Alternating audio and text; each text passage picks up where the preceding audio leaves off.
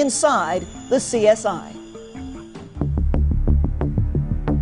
The search for the microscopic case breaker, enhancing the prints, mountains of evidence combed for what really matters. A rare look inside a forensic crime lab. Look familiar? Well, sort of. The labs on CSI are always very dark with kind of a cool blue light. Yes. It's not that way here, right? No, it's actually the opposite. You want as much light as possible because you're looking for evidence that is hard to find. But it's not as cool. It is definitely not as cool. Lisa Faber is the top criminalist in the New York City Police Department's Hair and Fiber Unit. Over 10 years, her meticulous work has helped solve some of the city's worst crimes. Do you have a favorite case involving hair evidence? Yes, it was a kidnapping homicide where a 99-cent store owner was kidnapped in Queens and his body was found dumped in Bayonne, New Jersey. And detectives ultimately found the car of a suspect, and they asked me to look for the victim's hairs in this car. So after poring through hundreds and hundreds of hairs, I found 3, and so there was a conviction, and he was sentenced to life. We also found a strand of hair. Our lab has matched it to you. But hair analysis isn't as conclusive as it is on CSI. Medulla, cuticle, and cortex are a visual match to the hairs I pulled from Paige Wyckoff's brush. We would never use the word match because that implies that they are the same, and that is not the case. We say similar to, could have come from. To a jury, the hair sample on the left may appear to have the same structure as the hair sample on the right. Indeed, a prosecutor could argue that these hairs are similar to each other. But even those words, similar to, have led to major controversy. I am not sure that juries understand what they're being told when they're being told that something is consistent with this coming from the defendant. There's no statistical basis for the microscopic hair analysis. In other words, they have no idea of how many other people would have that same sample of hairs. For Berger, hair evidence should be permissible in court only if it includes a DNA match, the gold standard of forensic evidence. The problem is visual comparisons from hair found at a crime scene and hair from a suspect have led to terrible miscarriages of justice.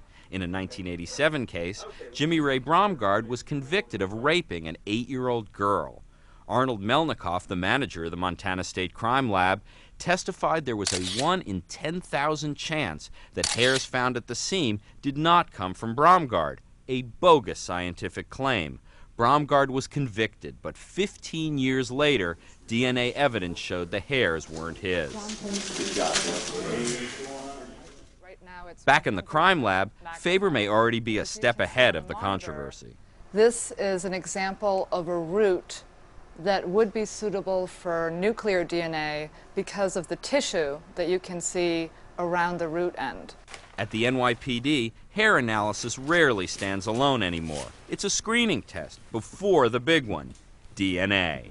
The days when a jury hears, this hair looks like that hair, those may be over. Yes, I mean, slowly, as they're hearing more and more DNA statistics, they're probably looking to hear those type of numbers. And as DNA is on TV more and more, it's something that they're looking for.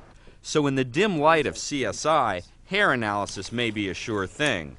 But in the bright light of a real crime lab, it may be a first step, but only a first step, to the DNA lab. Jeffrey Toobin, New York. And here now with more on this is Dr. Lawrence Kobylsky, a professor of forensics and a DNA specialist at John Jay College of Criminal Justice in New York City. Doctor, thank you for joining us tonight. It's a pleasure. Let's start right with DNA. Again, the gold standard in the field of forensics. Is that the end-all, be-all at this point? Well, at this point, it is the gold standard, as we've just heard. Not all physical evidence is of equal value. And the reason that DNA is so highly valued is that there is a solid scientific foundation that underlies this forensic tool. The work can date back before even 1953, when the 2 Nobel Prize winners, Watson and Crick, determined the structure of DNA. There is solid science, there's a statistical basis, and it is something that other types of techniques need to be, we need to bring those techniques to the same level as DNA. Now, in the report we just saw, Doctor, the TV show uses the word match a lot, but the real forensics people say they'd never use that word. Well, with the exception of DNA, you seldom hear that term. You know, with DNA, when there is what we call a match, we're talking about the statistical significance of a genetic profile being 1 in greater than trillions. Now, if you think about the magnitude of that number, what we're saying is that this individual has this profile, and if you wanted to find another person with the same profile, you'd have to go to not just the planet Earth, but about 120 planet Earths to achieve that level of significance. So it's an absolute identification. The problem with the other techniques is that the word consistent is rendered in testimony all too often, and that can be very misleading to a jury. And speaking of juries, there have been many people who have been wrongly convicted based on hair samples, for example. Well, indeed.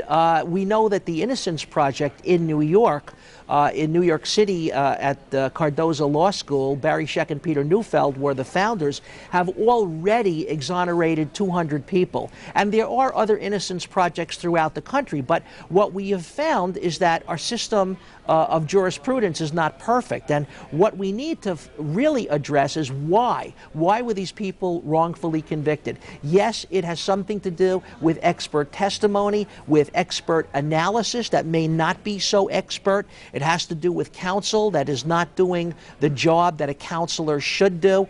It has false eyewitness identification, false confessions. There are lots of reasons for what goes wrong in the system. Thank heavens, in cases where there is DNA evidence that remains, you can do a test and exonerate those people that have been convicted. So DNA then is an exact science? It is an exact science. However, most laboratories, with only few exceptions, always give their results with a statistic. If the statistic is greater than 1 in 20 billion, some laboratories are now declaring that to be an absolute match. For anyone who might be thinking about getting into your field, the field of forensics work, what do they need to do? Obviously, they have to be up on their science. Well, we get a lot of people who, at my college, who would like to be crime scene investigators, and they are completely misled by what they watch on television. We train bench-level scientists that analyze evidence, and for that, you need a solid foundation in biology, chemistry, physics, and mathematics. So it looks grand on television, very exciting, but it's a very tough field. Well, it's, quite frankly, it's a blend of real forensics and Hollywood. Everybody's glamorous, everybody's handsome, everybody's doing multiple jobs. There's always a multidisciplinary approach to crime solving. That is not the way it is in real life. And people have to know that. You know, they watch these shows and they think that's how it really is, and these juries might be affected when they have to go make a decision. There's no doubt about it that jurors are affected by evidence, and where they hear DNA or even other forms of forensic science, they consider that fact and unquestionable, and they base their conclusions on that. And if the prosecution does not provide that evidence, they hold it against the prosecution and will find the defendant not guilty. We have to remember, it's Hollywood. There's a big difference between fact and fiction.